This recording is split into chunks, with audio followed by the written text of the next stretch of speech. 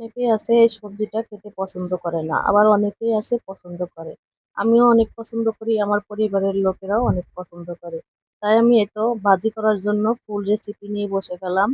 অনেকেই বলেছিলেন যে এটা কিভাবে রান্না করেন, এত মজা লাগে। তাই আজকে আমি তাদের কথা মতো এতো শুরুতে থেকে দেখিয়ে দিতেছি। আমি সুন্দর করে আগে আমি ছিলে নিতেছি, ছিলে নিয়ে তারপর আমি কেটে নিব।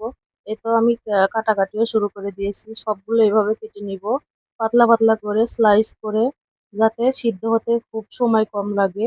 আর ডিম দিয়ে যেহেতু রান্না করব, একদম গলে যাওয়ার ভাব হতে হবে। আমি এই তো কড়াইতে দিয়ে দিলাম পেঁয়াজ মরিচ, আমি সুন্দর করে ভেজে নিয়ে দিয়েছি।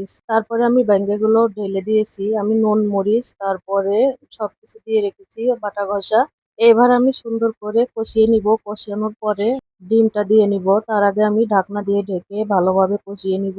তো আমি কিছুক্ষণ নাড়া দিয়ে নিতেছি, তাছাড়া এখনই লেগে যাবে।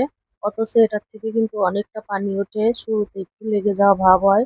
এতে আমি ঢাকনাও দিয়ে দিয়েছিলাম, অনেকটা পানি উঠে গেছে আর অনেকটাই সিদ্ধ হয়ে গেছে, দেখতেই পারতেছেন। এরপর আমি দিয়ে দিব ডিমটা।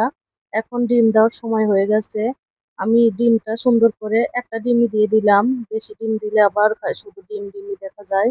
আর এই এই ভাজিটা কিন্তু অনেক মজাদার, এটা গরুর মাংসও লাগে না সাথে, আর মাছও লাগে না, মুরগির মাংসও লাগে না। এই ভাজিটা দিয়ে আমার পরিবারের সবাই খেয়ে ওঠে এক চান্সে, আর অনেক সুন্দর প্রশংসাও করে যে অনেক মজা হয়েছে।